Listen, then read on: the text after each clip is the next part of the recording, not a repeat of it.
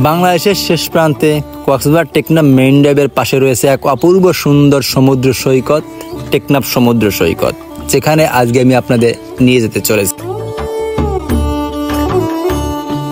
তো গাইস দেখছেন, এটা কিন্তু আমরা টেকনাফ সমুদ্র সৈকত। আর দেখেন এখানে পানি কিন্তু অনেকটা নীলাভ। কক্সবাজার সমুদ্র সৈকতে যেটা পাবেন না সেখানে পানিতে ঘোলাটে।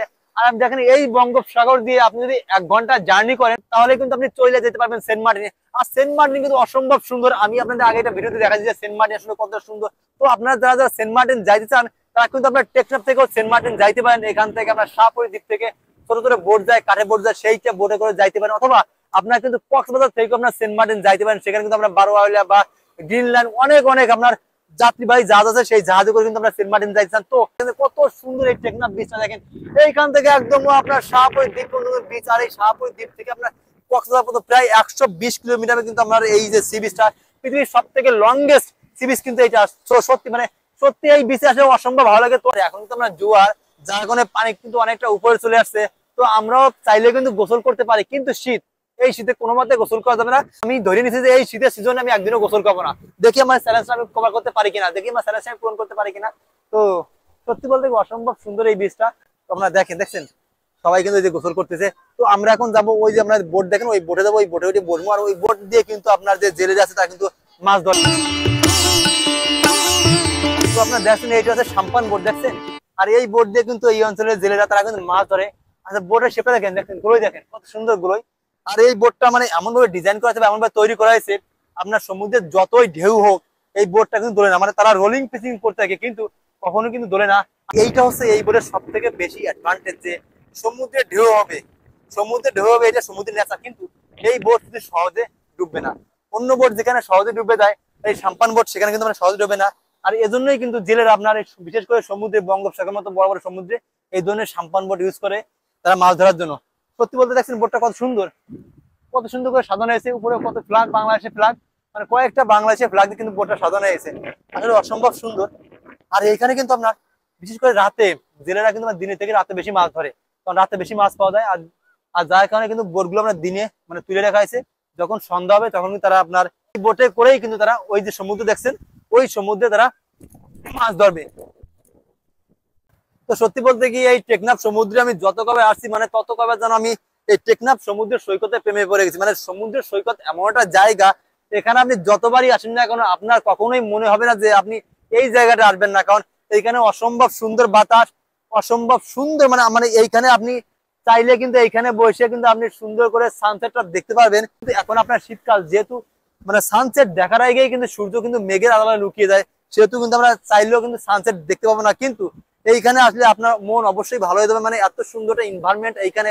সত্যি বলতে কি এইখানে যতবার আসি তত আমার মনে তত দুঃখ কষ্ট আছে কিছু যেন আমি ভুলে যাই। এই পাশে দেখেন, আপনার এই পাশে কিন্তু আপনার এই ছোট ছোট 3 কোনা পাথর দিয়ে কিন্তু আপনার ব্যারিকেড করে দেওয়া আছে। মানে পুরো বীজটা কিন্তু এইভাবে ব্যারিকেড করে দেওয়া আছে, যাতে আপনার সমুদ্রের ঢেউয়ের রাস্তাটা, মেইন ড্রাইভটা, মানে এই সুন্দর মেইন ড্রাইভটা যাতে ভাঙিয়ে যেতে না পারে সেজন্য কিন্তু ওই অবস্ট্রাকশন গুলো দেওয়া হয়েছে। আর উপরে কিন্তু কয়েকটা ফুচকার স্টোর আছে। আমরা একটু পরে ওইখানে যাবো, ওইখানে যে ইচ্ছা মতো ফুচকা খাবো। আমার ফ্রেন্ডকে নিয়েছি, তাকে কথা দিয়েছি যে আমি সে আজকে যত ফুচকা খাইতে পারে সব বিল আমি পে করব। তো আপনি দেখেন যে কত সুন্দর বীজ, আপনার যদূর চোখ যায় শুধু বীজ আর বীজ, বীজ ছাড়া আপনি কিছু দেখবেন না, বীজ মানুষ। তো আজকে আপনার ওয়েদার একটু খারাপ হওয়ার কারণে লোকজন অনেক কম। সত্যি বলতে কি সমুদ্রের পাড়ে এইভাবে একা একা হাঁটতে আসলে অনেক ভালো লাগে, যেটা আসলে বললে আপনাদের কখনো বোঝানো যাবে না।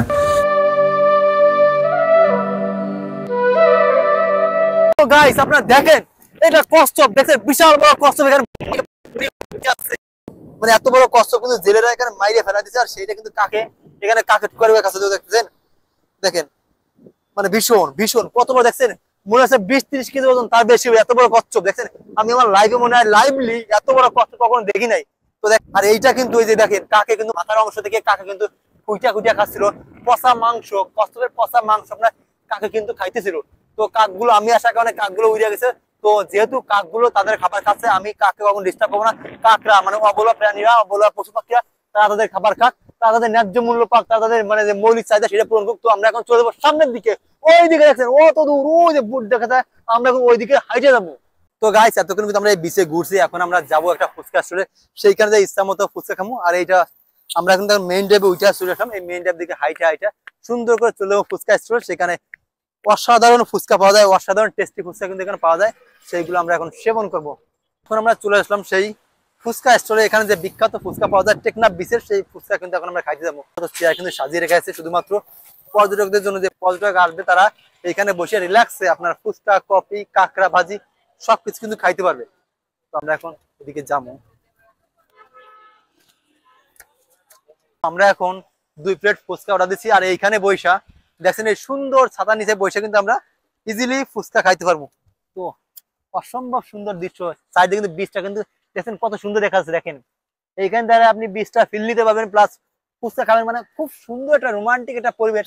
সাথে যদি একজন মানে মেয়ে থাকে বা একজন গার্লফ্রেন্ড থাকে অথবা সহধর্মী থাকে, তাহলে কিন্তু পরিবেশটা আরো রোমান্টিক হয়ে যাবে। তো সবাই কিন্তু ওইখানে বসে এনজয় করতেছে, ওইখানে বসে কেউ আপনার পানিতে গোসল করতেছে, কেউ আবার ওইখানে বসে ঝালমুড়ি খাচ্ছে, কেউ আবার ফুটবল খেলতেছে, কেউ আবার বিচে ক্রিকেট খেলতেছে। মোটামুটি খুব সুন্দর একটা এনভায়রনমেন্ট, মানে এই বিচে আসলে তারা যেন তাদের সবকিছু মানে পরিবার পরিজন সবকিছু ভুইলা একাগ্র চিত্রে মানে এই বীজটাকে তারা উপলব্ধি করে, এই বীজটাকে তারা মানে এনজয় করে। সত্যি বলতে এমনটাই হওয়ার দরকার। এই বিচে আসলে আপনার কিছু টান থাকা যাবে না, এখানে আসলে আপনার মানে আপনি জগতের সবকিছু ভুইলা একাগ্র চিত্রে মানে ধ্যান করার মতো একটা অবস্থায় চলে যাবেন। একদম সব দুঃখ কষ্ট এই সমুদ্রের ঢেউয়ের সাথে সব কিন্তু পানিতে মিলিয়ে যাবে।